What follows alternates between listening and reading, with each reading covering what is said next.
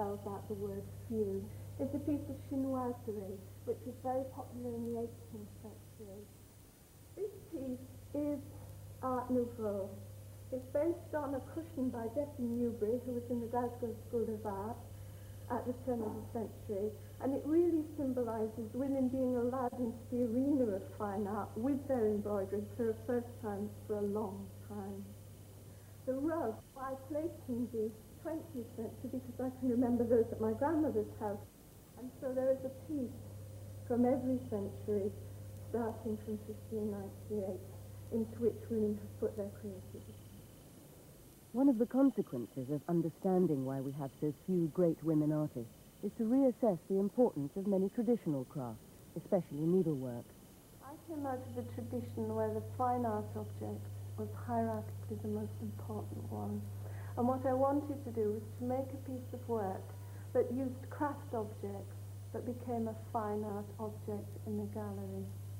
However, during the course of making it, which took about 3 years, I found that I was beginning to question the notion of hierarchy and fine art objects, and the very notion of great artists. I was asking the question, why have we so few great women artists?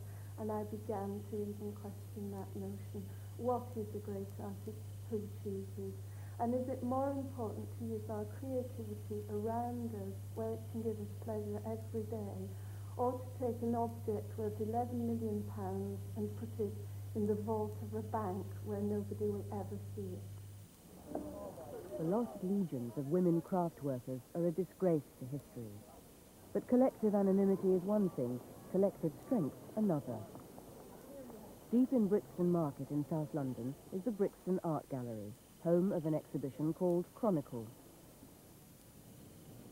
Inside, the exhibition is revealed to be the work of the Brixton Art Collective, all women, including serious practitioners of non-representational art.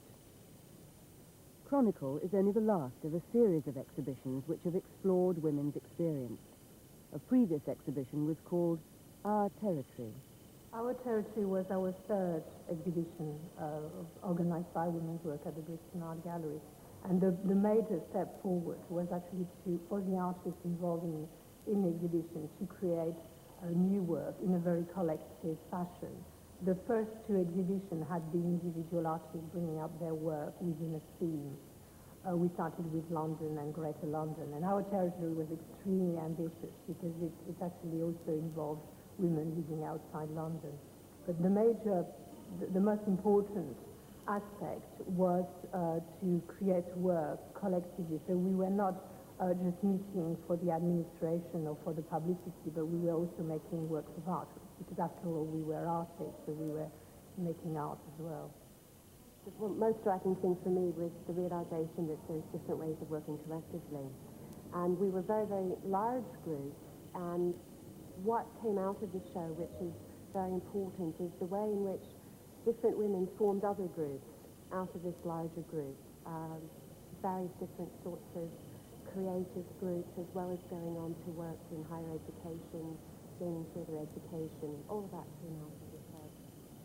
I always seems to be working within a collective of one sort or another. It could be like for this exhibition, just 3 of us, or it could be a very large collective like Women's Work.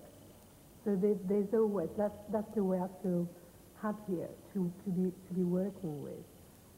It gives me strength, and it's very important to have the support of other artists, and especially other women artists.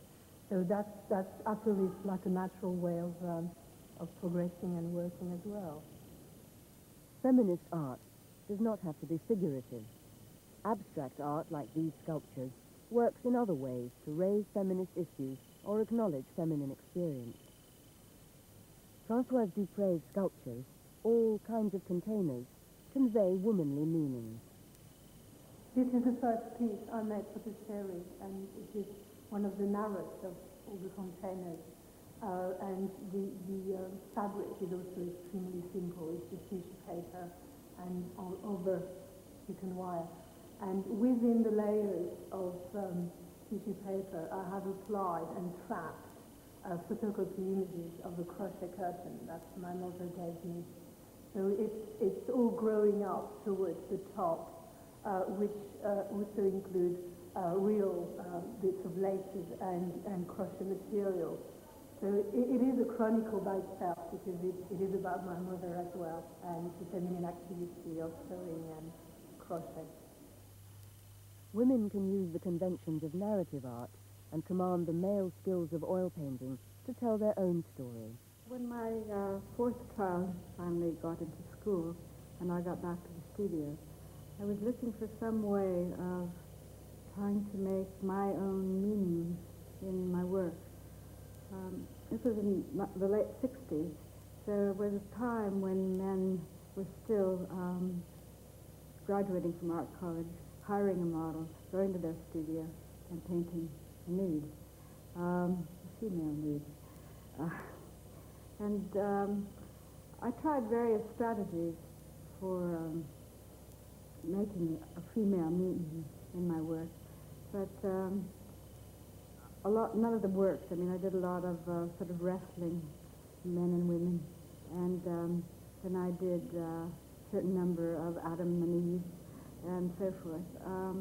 And so one night I had a dream, which actually was the beginning of everything I did within the feminist movement and in my work from then on.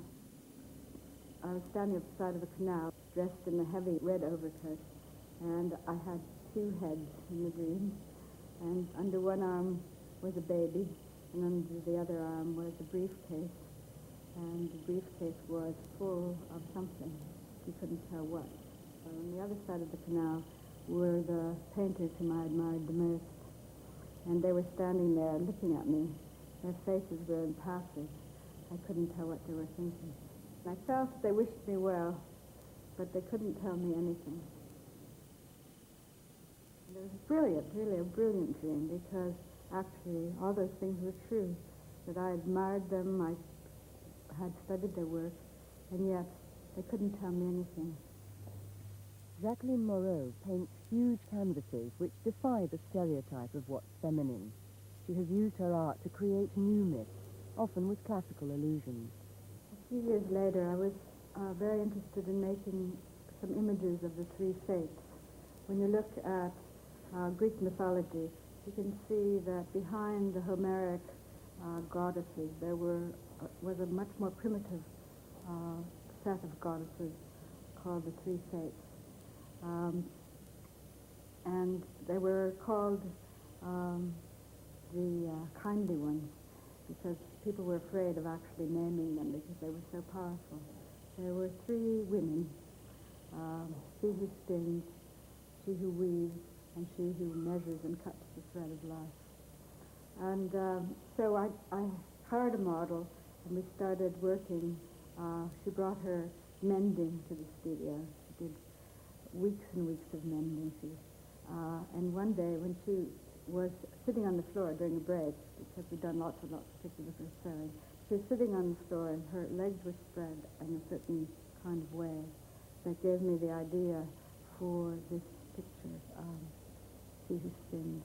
So you have a kind of spider woman, and what she's doing is she's weaving life out of her own body. She's spinning life out of her own body, and she's doing what we all do, actually. We're making the future, we're making the present, we made the past out of our own bodies. All women actually know this, sense this, that that is their responsibility, that they are the ones who are caring for the future. Powerful works on a large scale are appropriate to the big subjects of this woman's art.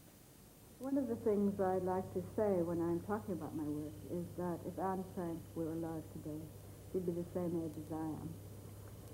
And at the time, a few years ago, when everybody was into making Holocaust memorials, I thought that I would make mine. And so I started to make something which later turned into a triptych. And so this first panel of the triptych, which is called Lessons of History, is called Learning to Listen. And it shows a figure with her ear to the ground, trying to listen to the dead. And she also has another hand with which she's trying to silence these monkeys that are in the tree that are trying to distract her from actually listening. And as I was painting the picture, I realized that all these ideas that the dead are trying to keep alive for us are wider than just the Holocaust. They're about what's happening in history today, the history that's being made. The Kurds or whoever are having the same real problems that the Jews had during the Second World War. In this panel, you have a figure who's watching all these couples who are in the sea. Sea is sort of a symbol of sexuality. And you have the three fates there trying to cast their nets to capture these figures in the sea.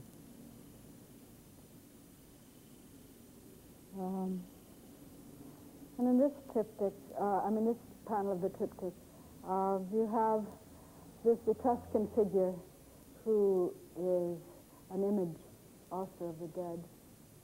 I'm asking her to wake up and to speak about the present. And this represents my studio block here. And this is the present destruction, really. It's flooding in the streets. And this is a symbol of time running out for us. Speaking out about issues that concern women, and through women the whole world, could be advanced as one reason why women's art is so important. Now that we're 20 years into the women's movement, I think that many women do feel that they have the right to talk about the grand issues in the world, and important issues that affect them and their children and their grandchildren, and affect the future of our planet. So that I think that to be shy of this is to be, fudging the issues. I think that women must speak out, and if women don't speak out, and if the so-called minorities don't speak out, we'll be left with the old ideas of patriarchy, and they will prevail once more, and we'll be drowned again in their ideas. And we will have lost our chance once more. Women's art is now relatively easy to see in galleries and museums throughout the country. Exhibitions like this one in Birmingham make it plain that women's art has its own agenda, part of which is the reclamation of history. Maud Salter is an artist who mourns the loss of the creative energies of women from the past, particularly black women. Hysteria, a name she thinks is beautiful and mysterious, is an installation created around the brief-known facts of the life of one Edmonia Lewis. I had been spending time during the residency at the Tate Gallery and working with pictures by women within the collection. And obviously, as a black woman artist, I was concerned about the lack of inclusion of black women's work, especially in a historical context. So that in deciding to make the installation Hysteria, I wanted to use some of the emotion that I felt around that absence and create an installation which would work as a cipher between the past, the present and the future. Edmonia Lewis was a black American sculptor who worked in Europe during the 1860s. In the installation, she is renamed Hysteria and represented by self-portraits of Maud herself. Her story, which is also presented in the form of a script with music, includes a love triangle and other characters such as the lawyer and his wife. She was last cited in most of the documents by the lawyer Frederick Douglass on a hill in Rome. And so here we see the creation of the lawyer and his patriarchal voice coming down to us as this last sighting, which leads to the disappearance of a very important black woman artist. And so it is that notion of the disappeared and how to counter and challenge that the piece hopes to make a statement around. The presence of the lawyer in Hysteria's story represents the patriarchal attitudes which dominate human culture. But much more women's art now escapes and survives. As a practicing artist, my ambition is to show my work more internationally.